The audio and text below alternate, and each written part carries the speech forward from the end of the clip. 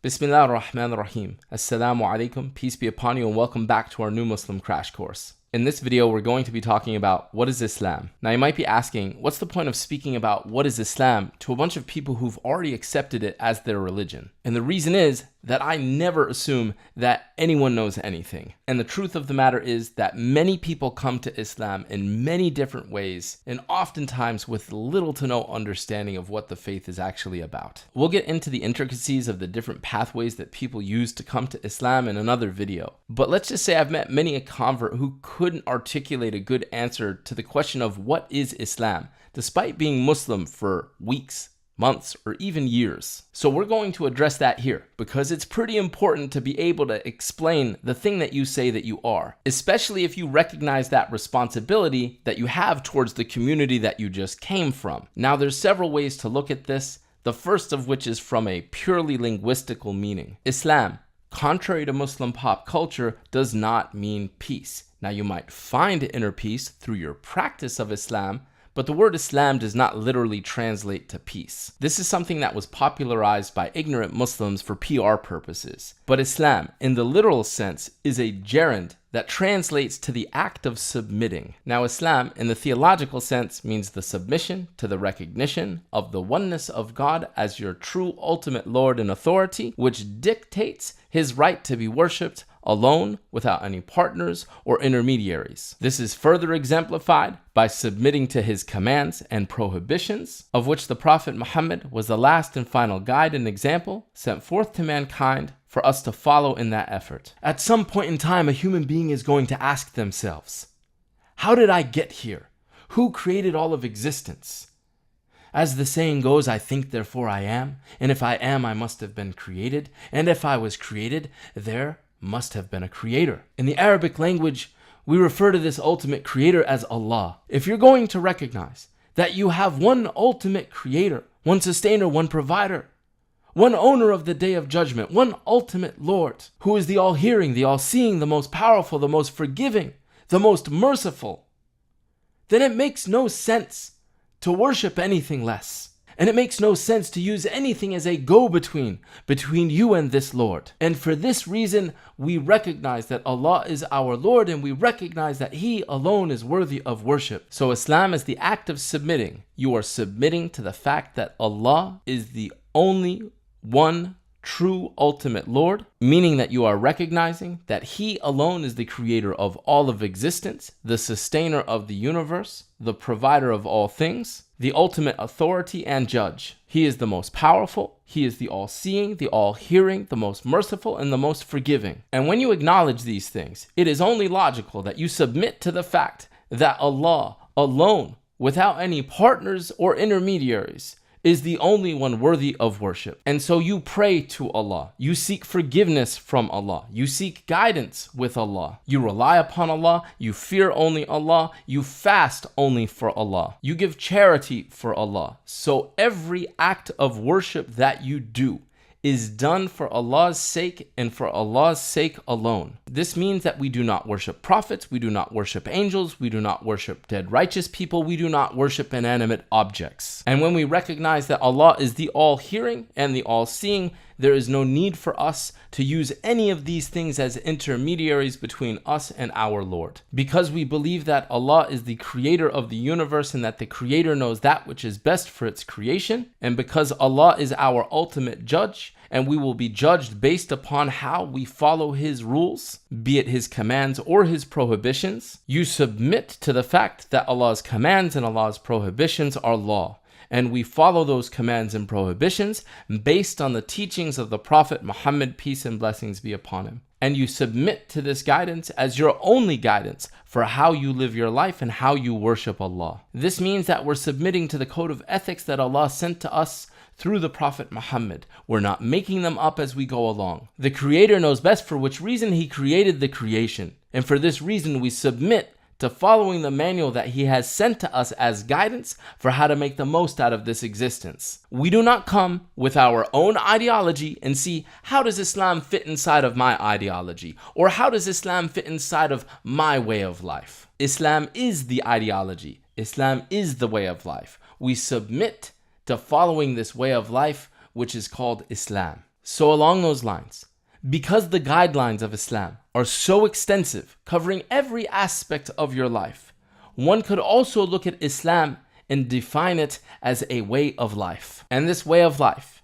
as we stated before, is defined by the rules and the code of ethics sent to us by Allah in the Quran and the teachings of the Prophet Muhammad and by his example. It's not something that you just do on the weekend. It's not jewelry that you wear around your neck. It's not an article of clothing. It's not a hijab. It is not a kifaya. It is definitely not your brand. It's a way of life that governs nearly everything that we do, from who we pray to how we pray, to when we pray, to how and when we fast, to giving charity, to business, to finance, to war and conflict, to how we deal with crime and punishment. It also covers character issues, from how we deal with family, neighbors, friends, enemies, society, believers, disbelievers, hygiene, and even how we deal with animals. Now, non-Muslims oftentimes look at Muslims and say, wow, you guys have a lot of rules. And that's because Islam has rules that govern every aspect of our lives, because Islam is a way of life. And this way of life, called Islam,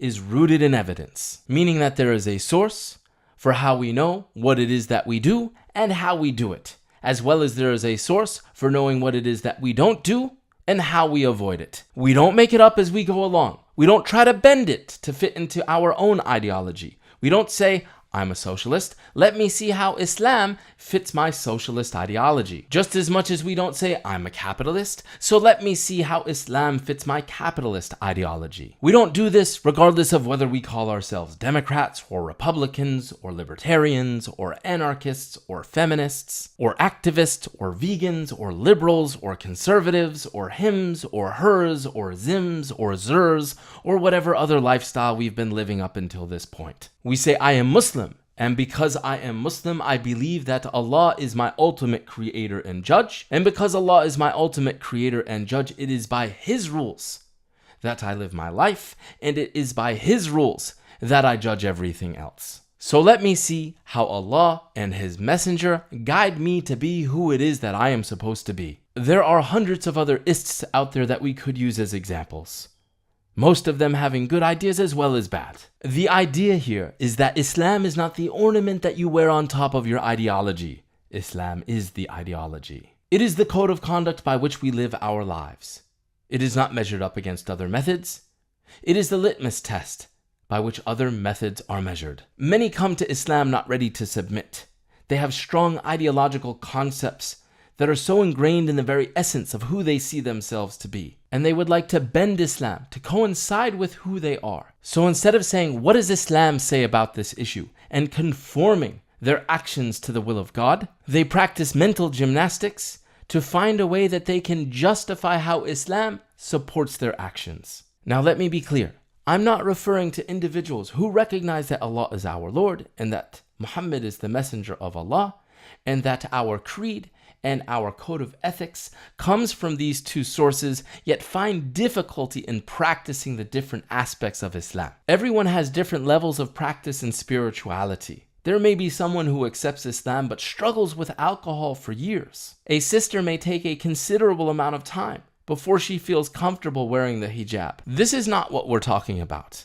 We're referring to individuals who do not want to recognize Allah and His Messenger as the final authority on how we determine how we live our lives. Rather, they want the final authority to be them. As Muslims, we recognize that the creator of a device knows best how that device should function and operate. Allah is the creator of existence, and He provided us with a manual for life on how to navigate that existence via the Quran and the teachings of the Prophet Muhammad, peace and blessings be upon him. So therefore, Islam is the manual for our existence. And if you understand this correctly, you understand that now Islam is the litmus test for how we judge everything else. Not society, not the latest trends, not a political movement, and definitely not the whims and desires of a human being.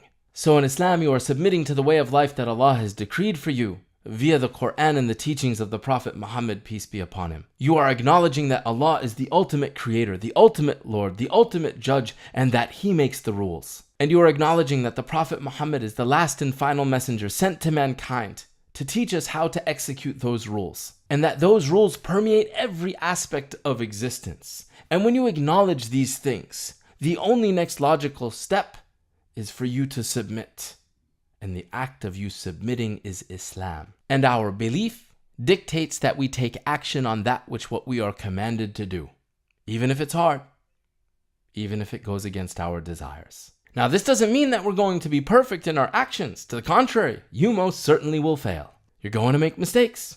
Sometimes you'll even let your desires get the best of you, and you'll willingly transgress. But it is the continuous effort to strive to submit to this code of ethics that helps us to perfect our character, which is Islam. And so another way to look at Islam is that it is a legal code of ethics designed to help perfect the character of the individual. As we stated before, Islam seems to have a lot of rules, and those rules break down into two parts, both of which are very much concerned with the development of the character of the human being. The first code of conduct guiding us with regards to how we interact with the Creator, and the second code of conduct guiding us with regards to how we interact with the creation. The first teaches us who to worship and how to worship. The second governs all of our interactions with the creation. How do we treat ourselves? How do we carry ourselves? How do we treat others? From our spouses, to our children, to our parents, to our relatives,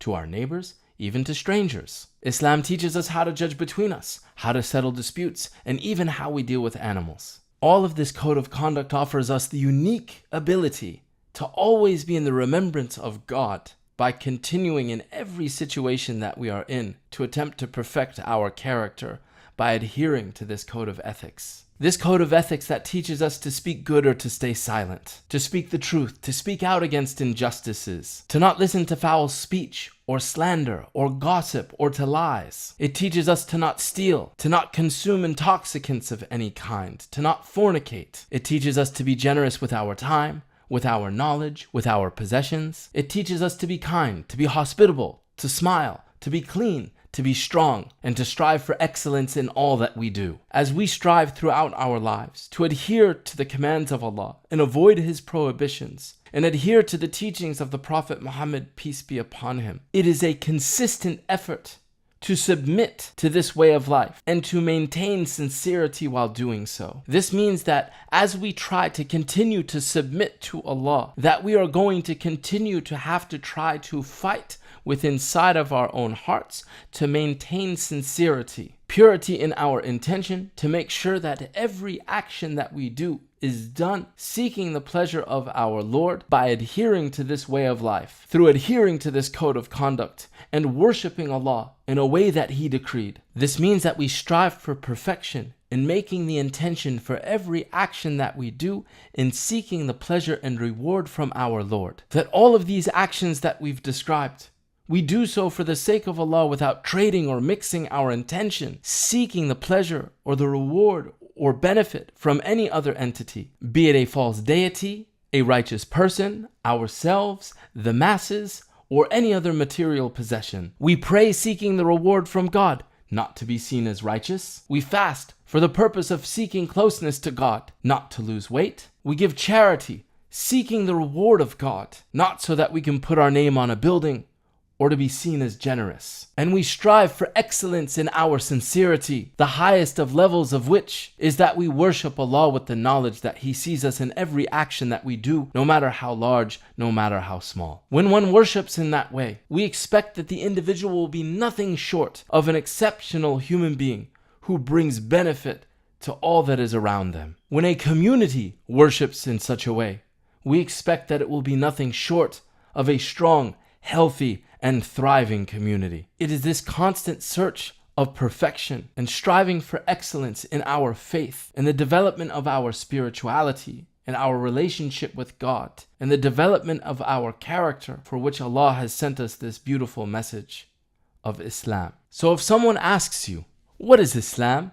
Simply put, it is the recognition of the oneness of the true ultimate creator of all that exists, which dictates that we worship Him alone without any partners or intermediaries, and that we do so in accordance with the guidelines that He sent down to us via the revelation of the Quran and the teachings and example of the Prophet Muhammad, peace be upon him. It is a complete way of life which governs every aspect of our character, the way in which we deal with our Lord, and the way in which we deal with the creation. It is a way of life that we must struggle to maintain day in and day out until we take our very last breath and move on to the next stage of this journey. It is a way of life that we follow in the hopes that we meet our Lord in a state that He is pleased with. This is Islam. This is what you've signed up for. I submit to Allah. I submit to the teachings of the Prophet Muhammad, peace be upon him. I may not always do the right thing. I will make mistakes. I will transgress. I will let my emotions and desires get the better of me. But I will always recognize that Allah makes the rules. If I stumble and fall short of them, I will get right back up. I will feel remorse. I will seek forgiveness, and I will immediately work to be better. I will not make excuses and change the religion to meet my lifestyle and make myself feel better about breaking the rules and the code of conduct that Allah has sent forth to us. There is success in following this discipline. There is peace in this, and I encourage you to give it your all. It won't always be easy. In fact, sometimes it will feel like a test. And that's because it is. But nothing worth anything comes at no price. And the price for success in this life and the next is adherence. And adherence is done through submission. And this is Islam.